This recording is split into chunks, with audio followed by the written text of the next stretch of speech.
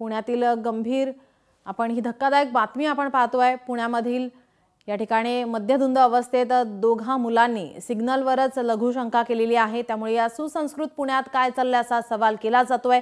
विकृतांच्या या चाळ्यांमुळे स्थानिक आता हैराण झालेले आहेत। पुण्यामध्ये मद्यधुंद तरुणांनी रस्त्यावर अश्लील चाळे केलेले आहेत।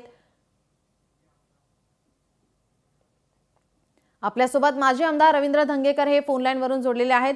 रवींद्र धंगेकरजी, आपण पाहतोय पुण्यामधील ही धक्कादायक बातमी आहे। मद्यधुंद अवस्थेत हे दोन मुलं आपण पाहतोय जे सिग्नलवरच लघुशंका करतात। अत्यंत गंभीर बातमी आहे। नाही, याच्यामध्ये ते किती वाजता आले त्याची माहिती घेतली पाहिजे, ते कुठून आले याची माहिती घेतली पाहिजे, त्यांनी कुठं नशा केली हे बी माहिती घेतली पाहिजे, आणि त्यांचं वय काय अजून त्यांची माहिती घेतली नाही। हे सगळा विचार करता आपले जे कमिशनर आता आयुक्त आहेत त्यांनी बऱ्यापैकी आता गुन्हेगारीवर कंट्रोल करण्याचं काम करतायत। त्यांच्यापर्यंत काही गोष्टी गेल्या नाही आणि जनतेने जरी त्यांच्या कानावर काही गोष्टी घातल्या तर ते कडक कारवाई करताना दिसतात। कारण माझा एक 2-3 अनुभव आहेत।